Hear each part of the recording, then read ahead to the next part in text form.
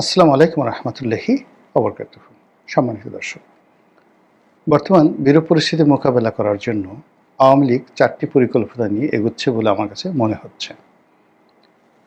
আওয়ামী লীগের শীর্ষ পর্যায়ে কারোর সঙ্গে আমার তেমন কোনো যোগাযোগ নেই, কিন্তু একজন রাজনৈতিক বিশ্লেষক হিসেবে, আবার একজন রাজনৈতিক কর্মী হিসেবে আমার যতটুকু অভিজ্ঞতা হয়েছে, সেই অভিজ্ঞতার আলোকে বাংলাদেশের প্রথম যে শ্রেণীর বা প্রথম সারির 4টি রাজনৈতিক দল, আওয়ামী লীগ, বিএনপি, জামাত, জাতীয় পার্টি, এই 4টি দলকে বহুদিন ধরে 1986 থেকে আজ অবধি ঘনিষ্ঠভাবে দেখার সুযোগ হয়েছে। এবং সেই যে 86 সনে, তখন থেকেই দেখা গেল এই সকল দলের যারা প্রধান আছেন তাদের সঙ্গে চলাফেরা, উঠা বসা, কথাবার্তা, তারপরে সাংবাদিক হিসেবে তাদেরকে দেখা, একজন ভোটার হিসেবে তাদেরকে মূল্যায়ন করা।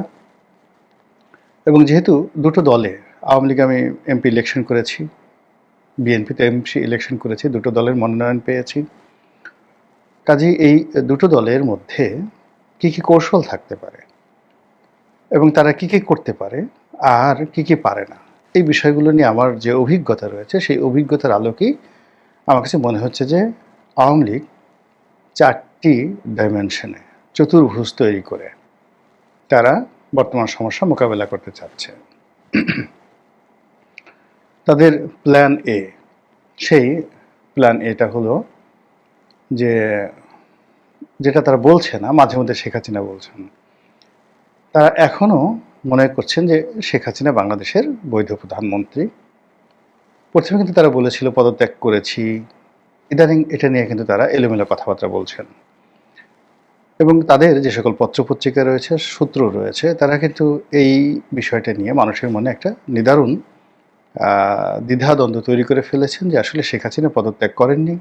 ইতিমধ্যে রাষ্ট্রপতি বলেছেন যে পদত্যাগের যে সকল কাগজপত্র থাকা দরকার সেটা তাদের কাছে নেই। শেখ হাসিনা একাধিকবার বলেছেন যে তিনি পদত্যাগ করেননি, আবার বলেছেন যে ঠিক আছে, আমি পদত্যাগ করিনি, কিন্তু আমি পরিস্থিতি মেনে নিয়েছি, এখন একটা তত্ত্বাবধায়ক সরকার অধীনে নির্বাচন হলে আমি অংশগ্রহণ করতে চাই। তো দুটো অপশনের দিকে তাকিয়ে যেটা সে চেষ্টা করছে যে ভারতের সহযোগিতায় যে কোনো মূল্যে আবার যদি প্রধানমন্ত্রীর রূপে আসা যায়, এটা হলো তাদের প্ল্যান এ।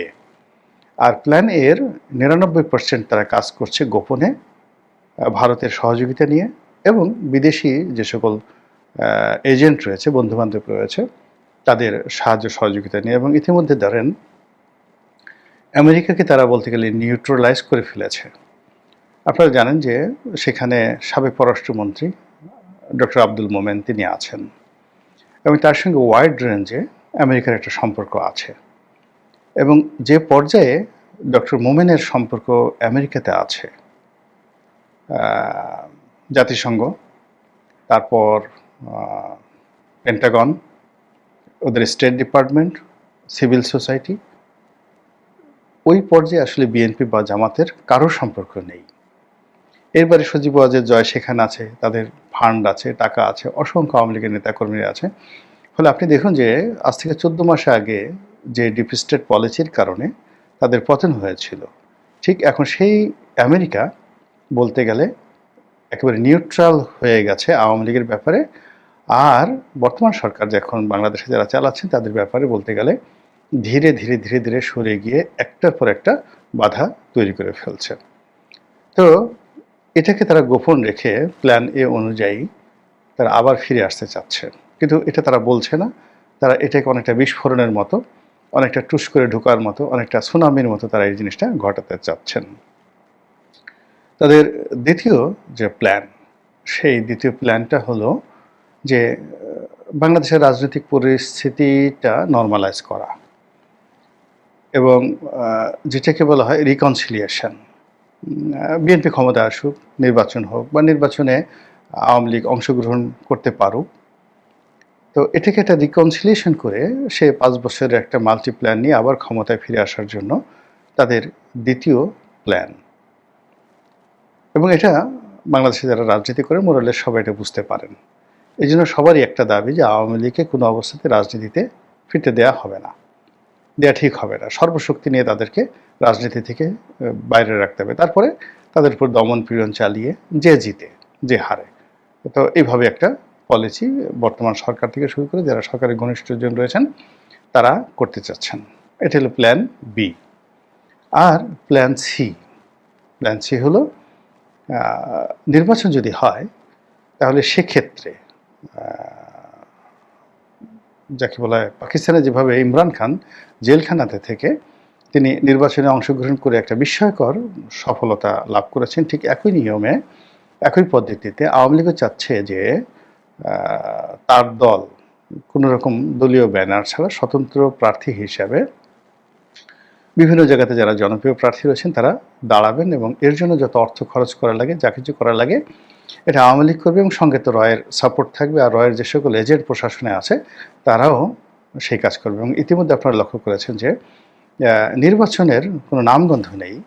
বিএনপি সেখানে প্রার্থী ঘোষণা করেছে এবং তার সঙ্গে পাল্লা দিয়ে অনেক মানুষ তারা ওই যে কাজটি করছে অনেকে বিএনপির মধ্যে ঢুকে গেছে। আওয়ামী লীগের অন্তত পক্ষে এই যে বিএনপির যে মনোনয়ন দেয়া হয়েছে এর মধ্যে একজনের মনোনয়ন জয় বাংলা বলার জন্য বাদ হয়ে গেছে, আরেকজনের মনোনয়ন যায় ভাব, এরকম একটা অবস্থা।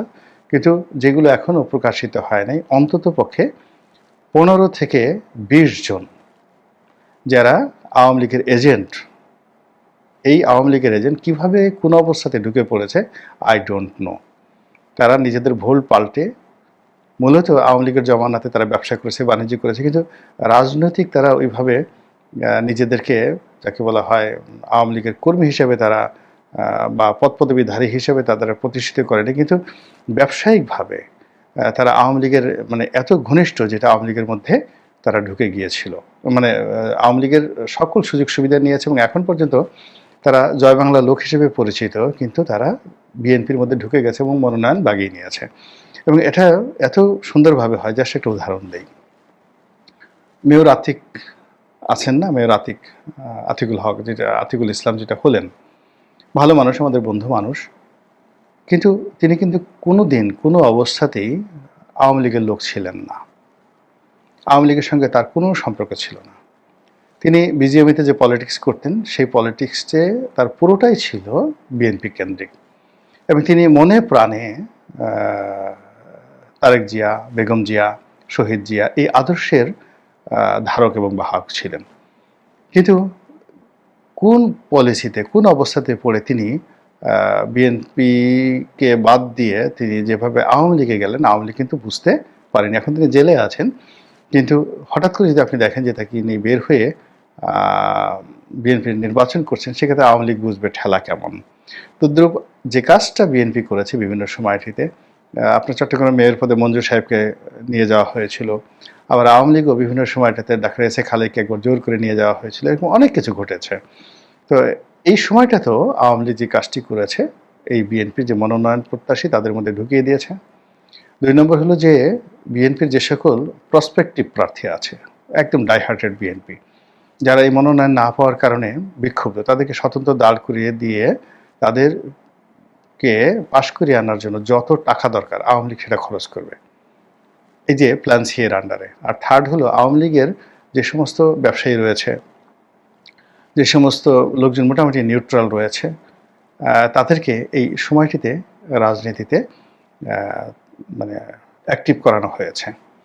এবং এই মানুষগুলো বেশিরভাগই এতটা স্মার্ট যে বাংলাদেশে বিএনপির প্রথম সারির 10 জন নেতাদেরকে পকেটে রেখে গাবতলী গরুর হাটে বিক্রি করে আসতে পারে, এইরকম মেধা তাদের আছে, অর্থ তাদের আছে, তারা সমাজে যথেষ্ট শক্তিশালী, এবং তারা বিএনপির যে কোনো প্রার্থীকে তারা মারামারি করার ক্ষেত্রে এখন এই সময় বাংলাদেশে মারামারি করে তাদের গাল ফাটাই দিতে পারে, তারপর ইলেকশন করে জিতে আসতে পারবে, জনগণের ভোট পাবে, টাকা খরচ করতে পারবে এবং প্রশাসনকে নিজেদের অনুকূলে রাখতে পারবে। এইরকম লোক আছে অন্তত পক্ষে 20 থেকে 25 জন। তাহলে বোঝার চেষ্টা করুন যে বিএনপির মধ্যে ঢুকে আছে 15 থেকে 20 জন এই মুহূর্তে যারা মনোনয়ন পেয়েছে। বিদ্রোহী প্রার্থী যদি অ্যাটলিস্ট 25 জন দাঁড়া করাতে পারে, তাহলে এই 20 আর 25 45 জন হলো। আর তাদের যারা লোকজন রয়েছে তাদেরকে যদি স্বতন্ত্র প্রার্থী হিসেবে আরও 30-35টি আসন আওয়ামী লীগ আনতে পারে নির্বাচনে, ইমরান খানের সেই পলিসিতে বোঝার চেষ্টা করেন যে তখন যদি জামাত, এনসিপি, অন্যান্য দলের সঙ্গে পার্লামেন্ট গঠন হওয়ার পরে একটা ঐক্য হয়, সরকার কারা গঠন করবে, এটা নিয়ে আওয়ামী লীগ কাজ করে যাচ্ছে। এবং সেই অর্থে কে যেন একজন বলছিল, মানে এটার কোনো ভিত্তি নেই, কিন্তু যেহেতু সামাজিক মাধ্যমে আমি কন্টেন্ট তৈরি করি এবং সামাজিক মাধ্যমে এটা রীতিমতো ভাইরাল হয়েছে, এবং যাকে বলে খুব কৌশলগত একটি জায়গা থেকে যখন একজন লোক আমাকে টেলিফোন করলেন, মানে আওয়ামী লীগের এক নেতা, সেই নেতা জেলখানাতে বন্দী আছেন, তার নিকটাত্মীয় একদিন টেলিফোন করে বললেন যে আপনি জানেন রনি ভাই, এরকম তো 300 সিটে আওয়ামী লীগের প্রার্থী কনফার্ম করা হয়েছে। তো এ কারণে আমার কাছে মনে হচ্ছে যে আওয়ামী লীগকে নিয়ে আসলে আমাদের একটু ভাবার দরকার আছে, এবং সেই ভাবনার ক্ষেত্রে আমার কাছে মনে হচ্ছে যে এই যে আওয়ামী লীগের যে প্ল্যান সি, যে নির্বাচন যদি হয় সেই নির্বাচনে যে কোনো মূল্যে তারা অংশগ্রহণ করবে, যত টাকা হোক, এবং তাদের যে কোনোভাবে হোক 80 থেকে 90টি বা 100টি সিট তারা কনফার্ম করবে, তারপরে একটা কোয়ালিশন করবে, এবং কোয়ালিশন করতে গিয়ে টাকা বলেন, ক্ষমতা বলেন, যা কিছু বলেন, সব জিনিসই তাদের ফেভারে আছে। তাহলে কপাল পুড়বে কার? বিএনপির। গেল প্ল্যান সি। এরপরে প্ল্যান ডি, যেটিকে চতুর্ভুজের একটি বাহু হিসেবে আমি বলার চেষ্টা করেছি। প্ল্যান ডি হলো যে কোনো মূল্যে নির্বাচনকে বানচাল করা। যেমন সামনে 13 তারিখে ঢাকা ব্লকেট তারা ঘোষণা করেছে, এটা একটা অ্যাসিড টেস্ট কেস, কিছুই হবে না, কিন্তু এটা দিয়ে জাস্ট কিছু করার চেষ্টা। এবং আওয়ামী লীগ সেটা ভারতের সাহায্য নিয়ে, সহযোগিতা নিয়ে, তাদের যারা লোকজন রয়েছে তাদেরকে দিয়ে পুরো নির্বাচন প্রক্রিয়াটাকে বানচাল করা, তারপরে অরাজকতা তৈরি করা, নির্বাচনে যারা প্রার্থী তাদের মধ্যে ভয় তৈরি করা, আতঙ্ক তৈরি করা, নির্বাচনের মাঠটিকে রীতিমতো ভয়াবহ করে তোলা, এবং প্রশাসনে তাদের যে সমস্ত লোকজন রয়েছে তাদের মধ্যে একটার পর একটা ঘাপলা তৈরি করা তাদের মাধ্যমে। এটা করে নির্বাচনটিকে যদি বানচাল করে দেওয়া যায়, সেক্ষেত্রে ডক্টর মোহাম্মদ ইউনূসের যে এখনও যতটুকু তার ক্ষমতা রয়েছে, এটা বলতে গেলে শূন্যের কোঠায় নেমে আসবে যদি দেখা যায় যে তিনি নির্বাচন করতে পারছেন না। অর্থাৎ, এবং এই কাজগুলো এই নভেম্বর মাসের মধ্যে করা হবে।